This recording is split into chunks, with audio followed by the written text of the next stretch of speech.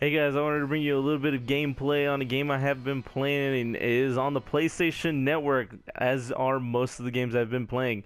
This game is called Trans-Galactic Tournament. It is a MOBA game that they have on there. This game is very cartoonish, but it is very fun. I've been playing it for quite some time now, and I've gotten to a pretty decent area, decent level where I feel more comfortable in showing you this video. Where I have just recently bought my character that I've been using for quite some time, and you know what, the game is really fun, guys. It is really fun. Ultimately, they have a lot of characters you can choose from. Here's just a few of them, and they still have been adding on more. They just added on these three characters here. I have yet to get to play them.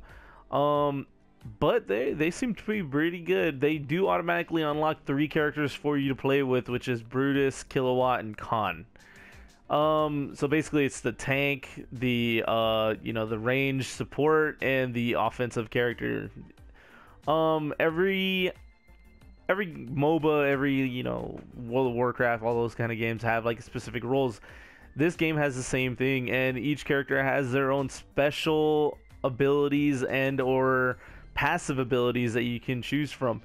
I decided to go with the character that's more of my play style, which is this character here, which I will get to in a minute. Here's just a few characters that they offer that you can play with. They got vampires, they got musicians, they got turtles with guns on their back, wizards, giant frog cat things. You can change their clothing and stuff like that.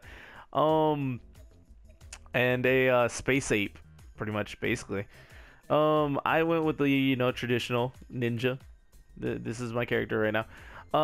As you can tell, it is a female ninja. They call her Ninjette or Ninjetti. Some people have pronounced it like that. I call her Ninjette.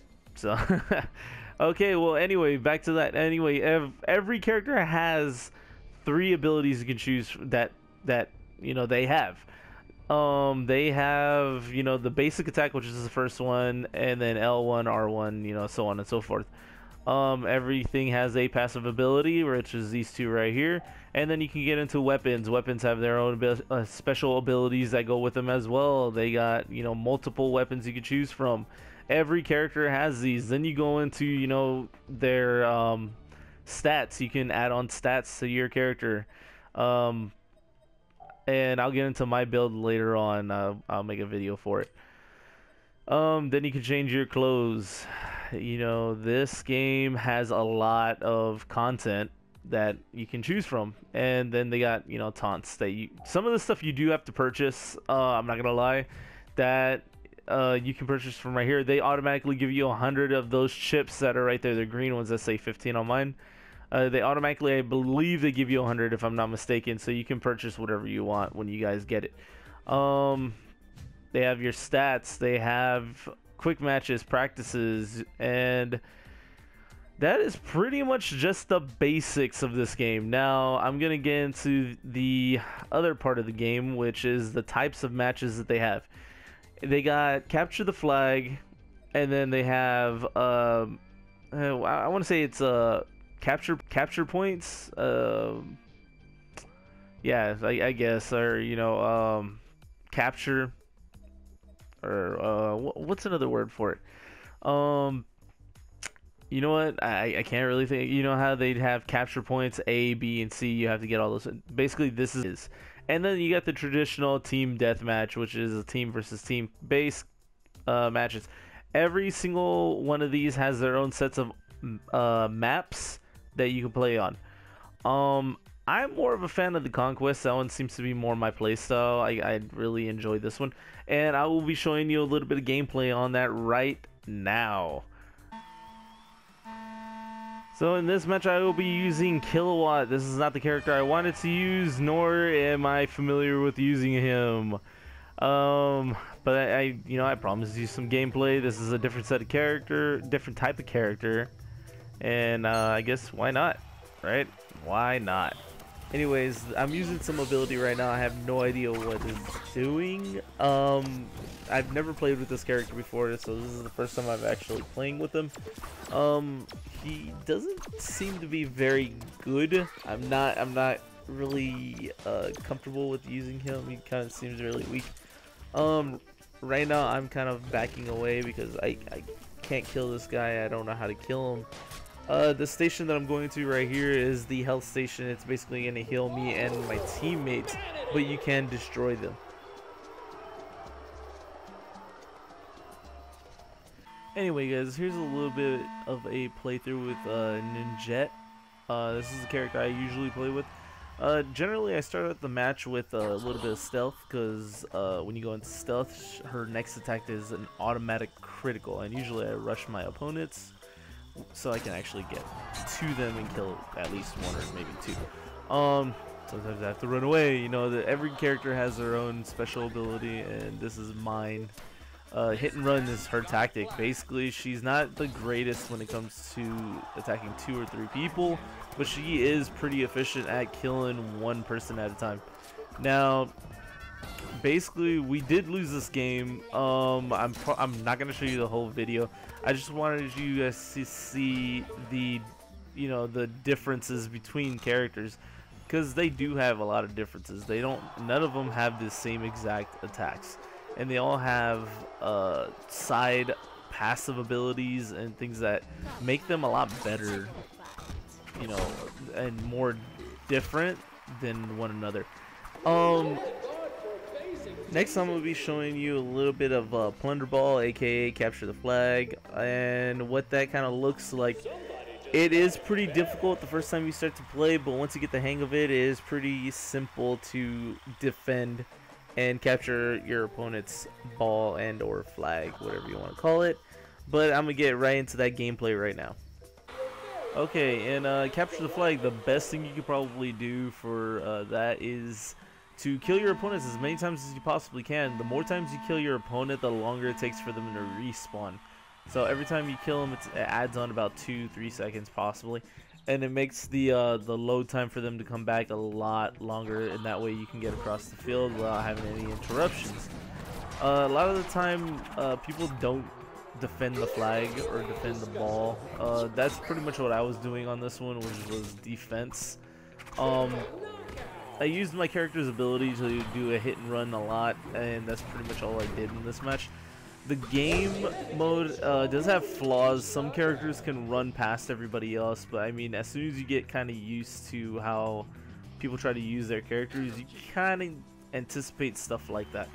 So a few people tried to do that to me and run right past me. I didn't let them because my character has a grappling hook, so as soon as I seen somebody try to run past me, I just stopped them dead in their tracks. Now, this game is again, like I said, has flaws, but it is still fun, and it would probably be way more exciting if you got to play with a lot of friends that you have online, or a lot of friends that you know. That way you guys can, you know, yell at each other for killing each other. I'm going straight to the next mode, which is Team Deathmatch. We did beat these people pretty badly. They couldn't really do much. Oh yeah, and if you're wondering, those stars that are showing up after I kill somebody is basically an extra stat for my characters, so that way every time I kill an opponent, it gives me extra stamina regeneration. So it's just kind of something that nobody else can see except for you, and you know that you killed the person. That's generally all it is. I'm gonna get right into the Team Deathmatch right now. Anyway guys, I wanted to mention a few things about the game. The graphics seem to be good, very good for the characters. The little animations are really good. The only downside is that the environment doesn't seem the best, and I'm really looking at more of the audience, but I mean, how much really are you looking at the audience? The gameplay is great. It's free. It's on the PlayStation Store for everybody to have. And the last thing I wanted to mention is the replayability of the game is pretty high if you kind of want to unlock all of the characters, so you can try them all out. Downside about it though is that there's not a lot of maps. There's about 3 or 4 maps per type of match. So that meaning that there's only 3 maps for control, 3 maps for capture the flag, 3 maps for team deathmatch. That's kind of low, but the great thing about it though is that no match is going to be the same because people do use different characters. There are 20 characters, so you'll never get the same type of match every single time. Some people are going to be better, some people are going to be worse, and that's why I urge people to play this game. We need extra people to play this game and better quality players to play the game, because as of right now there's not a lot of people. The game is great and people should really give it a chance.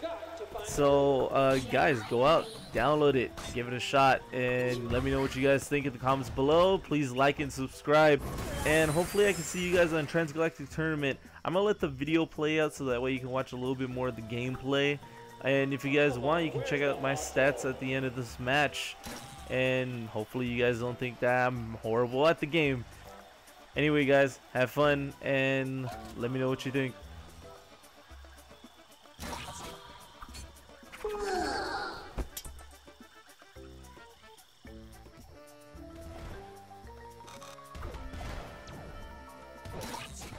Remind everyone what a champion looks like. And with a long woman's mirror.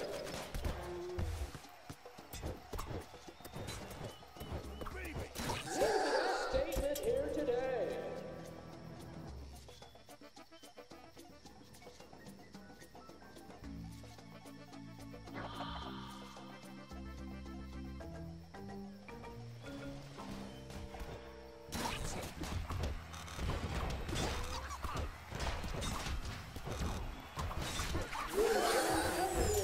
What a champion looks like.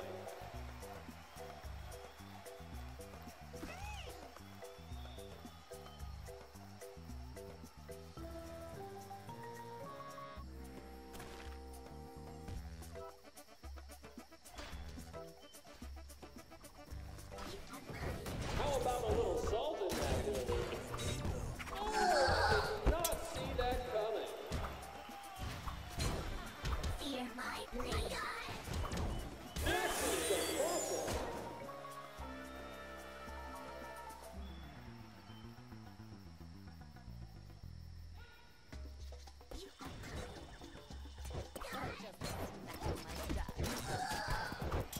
No time to get reckless.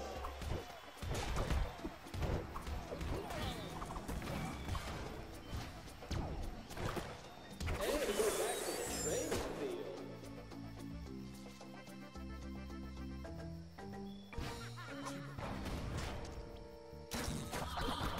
Fear my blade.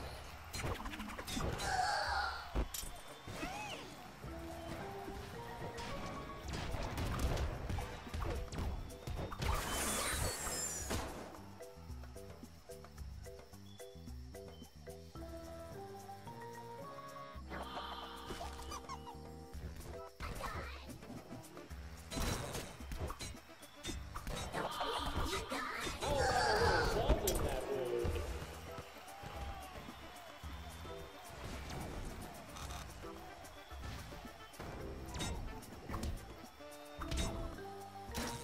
How about a little salt in that wound?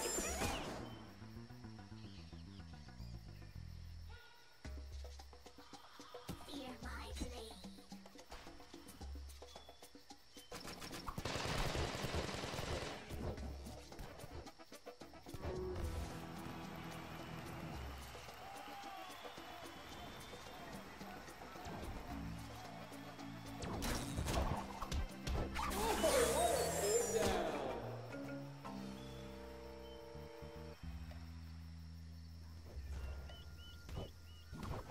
Full contact mayhem. That's the TGT way.